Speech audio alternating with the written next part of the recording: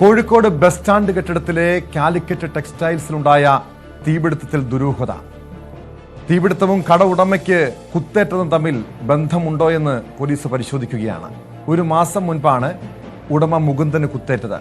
വ്യാപാര പങ്കാളിയായിരുന്ന പ്രകാശ് എന്നയാൾ കേസിൽ നിലവിൽ റിമാൻഡിലാണ്. അതേസമയം തീപിടുത്തത്തിൽ സംയുക്ത പരിശോധന തുടരുകയാണ്. പോലീസും ഫയർഫോഴ്സും 5 വകുപ്പുകളുടെ നേതൃത്വത്തിലാണ് പരിശോധന. കെട്ടിടത്തിൽ അഗ്നിരക്ഷാ ഉപകരണങ്ങൾ ഒന്നുമില്ലായിരുന്നുവെന്നും ഫയർഫോഴ്സ് NOC നൽകിയിരുന്നില്ലെന്നും ഫയർഫോഴ്സ് ഉദ്യോഗസ്ഥർ പ്രതികരിച്ചു. ഇന്നലെ വൈകുന്നേരം 5:05 ബീച്ച് ഫയർ സ്റ്റേഷനിൽ നമുക്ക് ഫസ്റ്റ് കോൾ വരുന്നത്. 5:06 തന്നെ അവിടുന്ന് വണ്ടി പുറപ്പെടുകയും 5:08 സംഭവസ്ഥലത്തേക്ക് എത്തുകയും ചെയ്തു. തീ വളരെ വലുതാണെന്ന് കണ്ടപ്പോൾ ഇവിടെ നിന്ന് തന്നെ മെസ്സേജ് എല്ലാ നിലയങ്ങളിലേക്കും പാസ് ചെയ്തു. അവിടെ നിന്നെല്ലാം വാഹനങ്ങൾ, കോഴിക്കോട് ജില്ലയിലെ എല്ലാ വാഹനങ്ങളും സംഭവസ്ഥലത്തേക്ക് എത്തിച്ചു. പിന്നെ അതുകൂടാതെ തന്നെ മലപ്പുറം ജില്ലയിൽ നിന്നും 2 വാഹനങ്ങൾ ഇങ്ങോട്ട് എത്തിച്ചു. അതുപോലെ എയർപോർട്ടിലെ ഒരു വാഹനവും ഇങ്ങോട്ട് എത്തിച്ചു.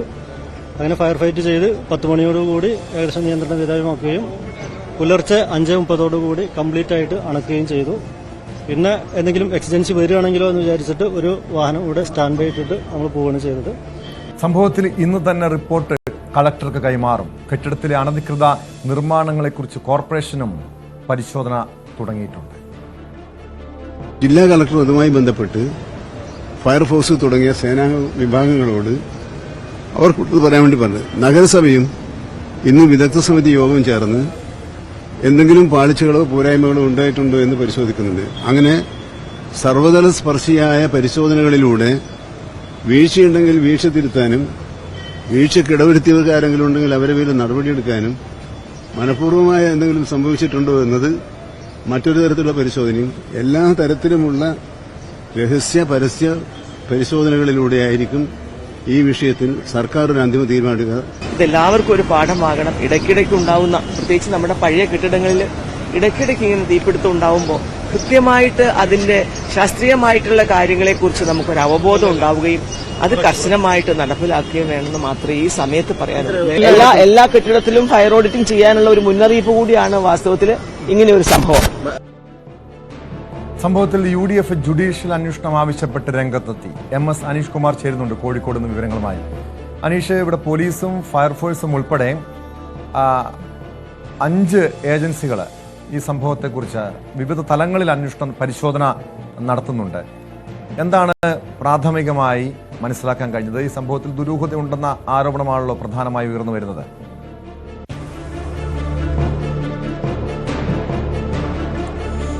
ടോം, കോഴിക്കോട് നഗരത്തെ അക്ഷരാർത്ഥത്തിൽ ഏതാണ്ട് 4-5 മണിക്കൂറോളം ആശങ്കയുടെ മുൾമുനയിൽ നിർത്തിയ ഒരു അപകടമാണ് ഇന്നലെ കോഴിക്കോട് മുഫീസിൽ ബസ് സ്റ്റാൻഡ് പരിസരത്ത് നടന്നത്. ഈ കെട്ടിടത്തിന്റെ 2 ഇടങ്ങളിലായാണ്, അതായത് 1-ാം നിലയിലും 2-ാം നിലയിലും 2 ഇടങ്ങളിലായാണ് തീപിടുത്തം പ്രത്യക്ഷമായത് എന്നാണ് സമയം മുമ്പ് ഫയർ ഓഫീസർ വ്യക്തമാക്കിയത്. അതായത് തീപിടുത്തം നടന്ന് ഏതാണ്ട് അരമണിക്കൂർ കഴിഞ്ഞിട്ടാണ് ഫയർഫോഴ്സിന് ഇക്കാര്യത്തെക്കുറിച്ച് വിവരം ലഭിക്കുന്നതും 2-3 മിനിറ്റിനുള്ളിൽ ഫയർഫോഴ്സ് ഉദ്യോഗസ്ഥർ സ്ഥലത്തെത്തി അവരുടെ പ്രവർത്തനങ്ങൾ ആരംഭിക്കുകയും ചെയ്തു. അപ്പോൾ പ്രത്യക്ഷമായിരുന്നത് 2ഇടത്തായി തീ പടർന്നു എന്നതാണ്. ഇപ്പോഴും എന്താണ് തീപിടുത്തത്തിന്റെ കാരണം എന്താ എന്ന് സംബന്ധിച്ചൊരു ഔദ്യോഗികമായ സ്ഥിരീകരണം അധികൃതരുടെ ഭാഗത്തുനിന്നും ഉണ്ടായില്ല.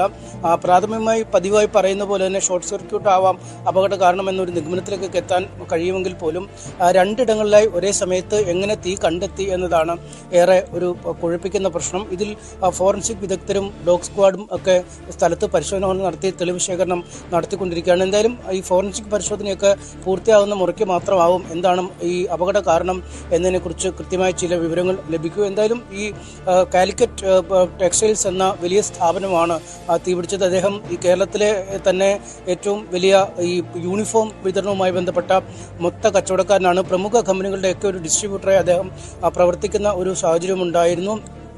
കടുത്ത സാമ്പത്തിക പ്രതിസന്ധിയിലൂടെ കഴിഞ്ഞ ഏതാനും വർഷങ്ങളായി കടന്നു പോകുന്ന ഒരു ആൾ കൂടിയായിരുന്നു അദ്ദേഹം. പലതരത്തിൽ നിന്നുള്ള പണം സമാഹരിച്ചാണ് ഈ യൂണിഫോം വിൽപ്പന ഏറ്റവും വലിയ സീസൺ എന്ന് പറയുന്നത് സ്കൂൾ തുറക്കുന്ന കാലമാണ്. ആ സ്കൂൾ തുറപ്പ് സീസൺ ലക്ഷ്യമിട്ടാണ് ഇത്രയധികം യൂണിഫോം തുണിത്തരങ്ങൾ അവിടെ ശേഖരിച്ചു വെച്ചിരുന്നത്. ആ ശേഖരത്തിനാണ് തീ പിടിച്ചിരിക്കുന്നത്. കോടികളുടെ നഷ്ടം ഉണ്ടാവും എന്നാണ് കണക്ക്. പക്ഷേ ഇപ്പോഴും എത്ര കോടിയുടെ നഷ്ടം എന്ന് പോലും തിട്ടപ്പെടുത്താൻ കഴിയാത്ത അവസ്ഥയിലേക്ക് കാര്യങ്ങൾ നീങ്ങുന്നുണ്ട്.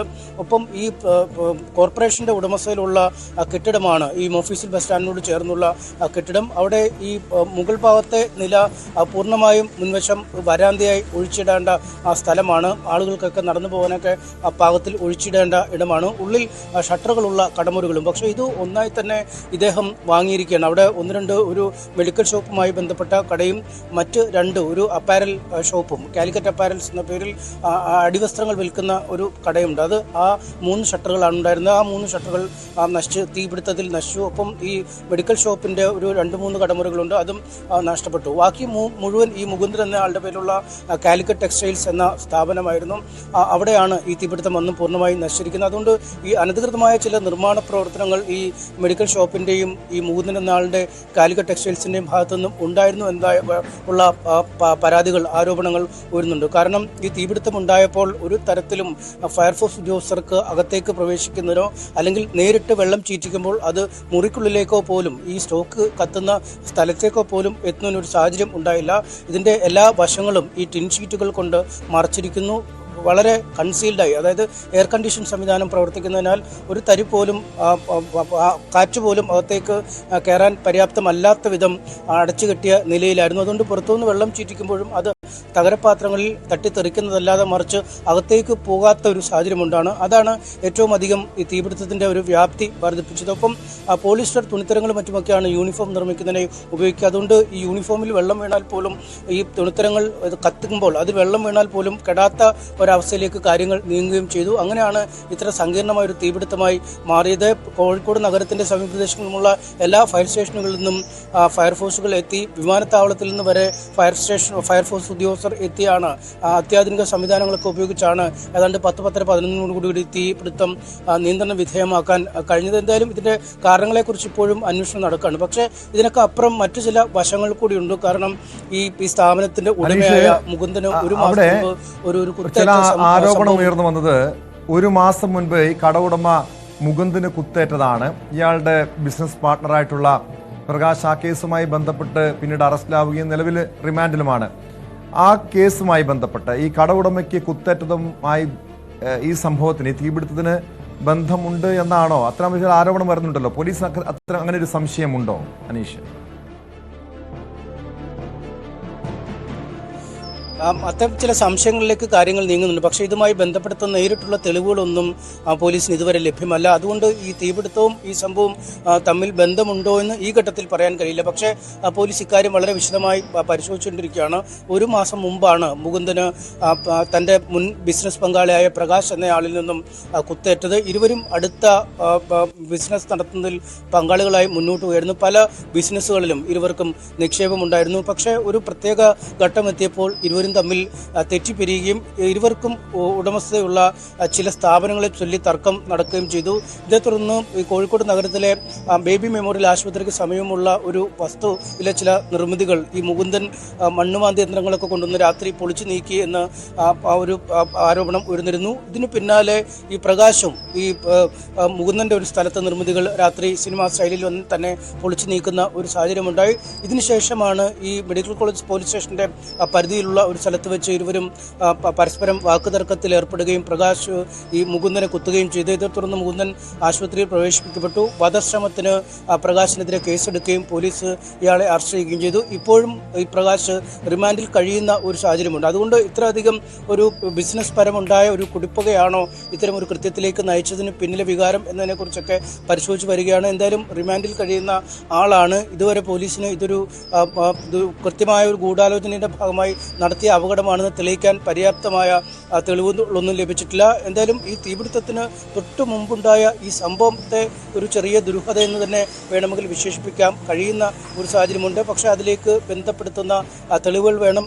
അതിന് ഈ ഷോർട്ട് സർക്യൂട്ട് അല്ല, മറിച്ച് ഇത്തരം ബാഹ്യമായ ഇടപെടലുണ്ടോ എന്നതടക്കമുള്ള കാര്യങ്ങളെക്കുറിച്ചുള്ള വളരെ വിശദമായ പരിശോധനകളൊക്കെ വേണ്ടിവരും. എന്തായാലും ഇങ്ങനൊരു സംഭവം ഉണ്ടായെന്ന് നമുക്ക് പറയാൻ കഴിയും. പോലീസ് ഇക്കാര്യം സ്ഥിരീകരിക്കുന്നു, ഇക്കാര്യത്തെക്കുറിച്ചും അന്വേഷിക്കുന്നുണ്ട്. പക്ഷേ ഈ തീപിടുത്തത്തിൽ ഇത് എത്രമാത്രം സ്വാധീനിക്കപ്പെട്ടു എന്നതിനെക്കുറിച്ച് വരും ദിവസങ്ങളിലാവും കൃത്യമായ വിവരങ്ങൾ പുറത്തു വരിക കേട്ടോ.